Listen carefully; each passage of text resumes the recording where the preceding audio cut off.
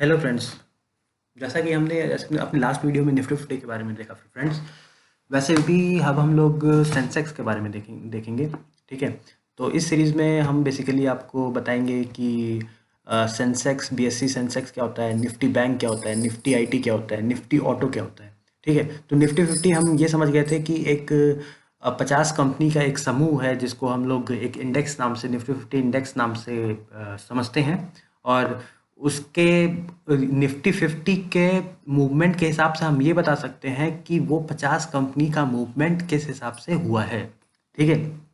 तो ऐसे ही जैसे उसको और थोड़ा बेटर वे में अगर मतलब आपको सिर्फ बैंकिंग के मूवमेंट के बारे में जानना है तो आप निफ्टी बैंक में जा सकते हैं। सिर्फ आईटी के मूवमेंट के बारे में जानना है तो निफ्टी आईटी में जा सकते हैं। तो आईटी सिर्फ निफ्टी आईटी में आईटी कंपनीज ही रहेंगी, निफ्टी बैंक में सिर्फ बैंकिंग सेक्टर ही रहेंगे। Nifty fifty is a combined, जिसमें हम आईटी है, कंज्यूमर है, और आपका real estate companies, core core sector की कंपनीज, फाइनेंशियल सेक्टर की कंपनीज। ठीक है। ऑटो सेक्टर, हर सेक्टर आपका निफ्टी फिफ्टी में रहता है। लेकिन निफ्टी बैंक एक एक्सक्लूसिव सिर्फ बैंक का ही चीज़ें हैं। निफ्टी आईटी एक्सक्लूसिव सिर्फ आईटी की ही चीज़ों को वो करता है। निफ्टी ऑटो एक्सक्लूसिव सिर्फ ऑटो का ही दर्शाता है, ऑटो के ही बारे में बताता है। ठीक है। तो अगर हम क्रिकेट के एनालॉजी से समझे तो आप निफ्टी फिफ्टी को एक टीम मान सकते हैं कि ये एक प्रकार का टीम है। ठीक है। निफ्टी बैंक क्या है? निफ्टी बैंक आप समझ सकते हैं सिर्फ बैट्समैन का ही ग्रुप है। निफ्टी आईटी आप समझिए सिर्फ बॉलर्स का ही ग्रुप है। निफ्टी ऑटो समझिए सिर्फ ऑलराउंडर्स का ग्रुप है। ठीक है। और निफ्टी फिफ्टी एक तरीके का टीम है, ये टीम के ओवरऑल परफॉर्मेंस को बताता है। ठीक है। कि टीम कैसा परफॉर्म कर रही है। तो टीम में जैसे कि आपके 11 प्लेयर होते हैं, कोई प्लेयर कम बनाता है, कोई प्लेयर ज़्यादा बनाता है, तो ओवरऑल एक टीम के मूवमेंट के बारे में पता, चेंजेस इन द मूवमेंट के बारे में, टीम के बारे में पता लगता है।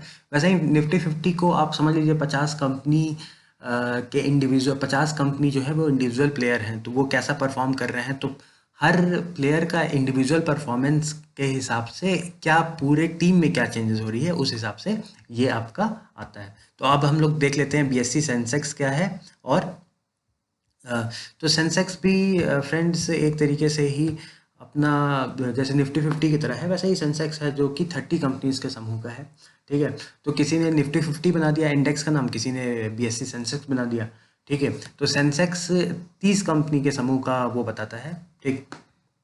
तो अगर आप निफ्टी फिफ्टी और सेंसेक्स में देखेंगे, कभी भी आप मूवमेंट को देखेंगे तो निफ्टी फिफ्टी और सेंसेक्स ऑलमोस्ट सेम मूवमेंट देखते हैं। तो देखिए अभी आप यहाँ पे एक टाइप का पहाड़ी आप देख सकते हैं कि पहाड़ी के जैसे मूवमेंट ऑफ द ग्राफ क्या है कि पहले बढ़ा घटा। ठीक है। तो एक दिन के मूवमेंट बता रहा है सेंसेक्स का। तो वैसे ही अगर हम लोग निफ्टी फिफ्टी पे जाएंगे तो निफ्टी फिफ्टी भी आप देखिए ऑलमोस्ट सेम तरीके का ही रहता है। ठीक है। एक मिनट फ्रेंड्स, ये थोड़ा सा एक मिनट आपको, हाँ। तो आप निफ्टी फिफ्टी के देखेंगे तो निफ्टी फिफ्टी आप देख रहे हैं कि निफ्टी फिफ्टी भी ऑलमोस्ट सेम टाइप का मूवमेंट दिखाया है। पहले पहाड़ी बढ़ती है, फिर घटती है, फिर आके बढ़ती है। तो वैसे ही बीएससी सेंसेक्स भी देखिए, पहले बढ़ा, फिर घटा, फिर बढ़ा। ठीक है। तो बीएससी सेंसेक्स और निफ्टी फिफ्टी का मूवमेंट ऑलमोस्ट सिमिलर रहता है, हम ये मान सकते हैं। सेंसेक्स में 30 कंपनी रहती है, निफ्टी फिफ्टी में 50 कंपनीज रहती हैं। ठीक है। और आप देखेंगे बहुत सारी कंपनीज इन दोनों में कॉमन ही है। तो ये एक दिन का मूवमेंट दिखा रहा है। मूवमेंट कहाँ से है? आप देखिए 4 सितंबर को 4 सितंबर 2000, सॉरी 4 सितंबर को 9:15 बजे बाजार कितने पे खुला था? 38,405 पे खुला था। फिर ये बाजार मैक्सिमम पहुंचा है 38,716। फिर मिनिमम गिरा है 38,299। फिर अब बंद हुआ है बाजार 38,415 पे। तो ये एक दिन के मूवमेंट है। सिमिलरली ये 5 दिन के मूवमेंट के बारे में हम लोग को बता रहा है कि 5 दिन का कैसा मूवमेंट रहा है। बाजार आप देखिए 31 अगस्त को बीएससी सेंसेक्स लगभग 39,838 पे था। फिर अभी गिरा है बाजार, गिर गिर करके, फिर यहाँ पे देखिए आप बड़ा गिरा है, फिर गिर करके ये 4 सितंबर को 38,413 पे आया है। ठीक है। तो वैसे ही 3 महीने के मूवमेंट के बारे में आपको पता करना है तो आप यहाँ पे जाते हैं, आपको 3 महीने का मूवमेंट दिखता है। तो देखिए फ्रेंड्स, आपको एक और चीज़ मैं दिखा दे रहा हूँ। ये जो कलर सिंबल होता है रेड कलर का है, और एक हमें ग्रीन कलर का सिंबल मिल रहा है। तो रेड कलर का सिंबल होता है कि ये फर्स्ट वैल्यू, ये फाइनल वैल्यू। ठीक है। तो फर्स्ट वैल्यू अगर फाइनल वैल्यू से ज़्यादा है, ठीक है, तो आपको एक गिरा हुआ आपको यहाँ पे दिख रहा होगा कि बाजार क्या है, यहाँ से स्टार्ट होता है और यहाँ पे गिर रहा है। तो गिरा हुआ बाजार हमेशा लाल रंग में होता है, और आप अगर इस पे जाएंगे, आप 3 महीने के उसमें देख रहे हैं, तो 3 महीने में आप देखिए कि क्या हो रहा है। 3 महीने में 1 मिनट, यहाँ से मैं 3 महीने कर देता हूँ। 3 महीने में आप देखेंगे 3 महीने में सेंसेक्स इन 3 मंथ, सेंसेक्स इन, ये सेंसेक्स पे गए, सेंसेक्स के 3 मंथ्स पे गए, ठीक है। तो आप 3 महीने में देख रहे हैं कि सेंसेक्स लगभग 34,000 से खुल करके 38,000 पे जाता है, तो ये ग्रीन रंग में शो करेगा। जो गिरा हुआ मार्केट है वो रेड रंग में शो करेगा, और जो उठा हुआ मार्केट है वो ग्रीन रंग में शो करता है, ठीक है। तो हम लोग 3 मंथ्स में तो देखें कि भाई सेंसेक्स 34,000 से लगभग कहाँ तक पहुँचा है, 38,000 पे पहुँचा है।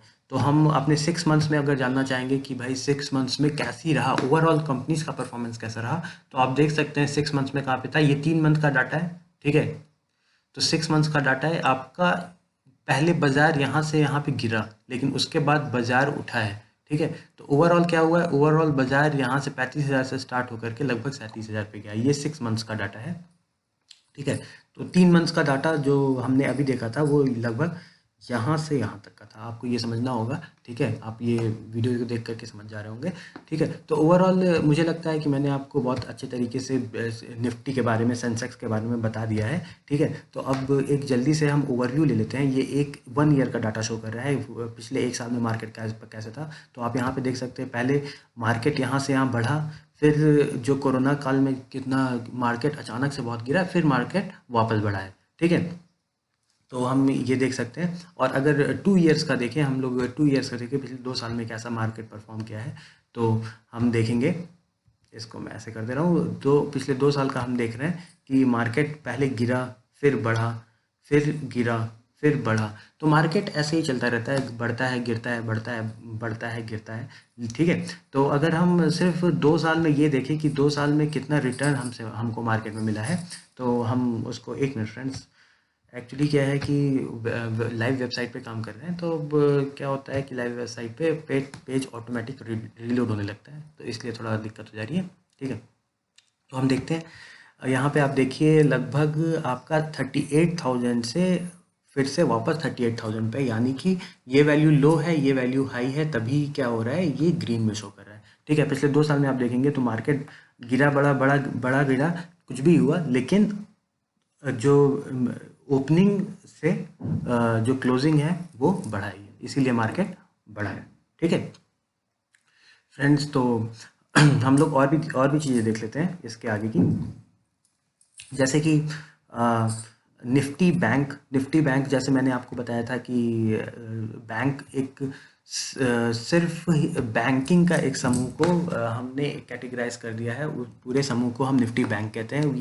ये डाटा आपको बता रहा है 1 दिन का, 5 दिन का, 3 महीने का, 6 महीने का, आप जैसे भी देख सकते हैं। यह डाटा आपको बता रहा है कि बैंक का ओवरऑल कैसा परफॉर्मेंस रहा है, ठीक है। बैंक पहले घटे हैं, फिर बढ़े हैं, तो आप देखिए, फिर ऑलमोस्ट बढ़े, घटे, कांस्टेंट रहे, यहाँ से यहाँ तक कांस्टेंट रहे, फिर यहाँ से यहाँ तक। आप पिछले 6 महीने का अगर आप बैंक का डाटा देखेंगे, तो बैंक पहला घटा, बहुत ज़्यादा घटा, फिर बढ़ा, फिर घटा, ठीक है। तो बढ़ा घटा, तो यहाँ से यहाँ पे आपका अभी जो क्या चल रहा है, जो वैल्यू चल रही है वो 23,700 के करीब की वैल्यू चल रही है। तो 3 महीने का अगर हम डाटा देखेंगे, 3 महीने में बैंक ऑलमोस्ट बहुत अच्छा परफॉर्म किए हैं। 21,000 से स्टार्ट होकर के आपका यहाँ पे 23,500 पे है, ठीक है। तो सिमिलरली हमारा एक निफ्टी आईटी भी आता है, जो आईटी कंपनी का एक समूह है, ठीक। तो ये हमें बताता है कि हर 3 महीने में आईटी कंपनीज ने कैसा परफॉर्म किया है, 5 दिन में आईटी कंपनीज ने कैसा परफॉर्म किया है, ये हमें ये बता दे रहा है।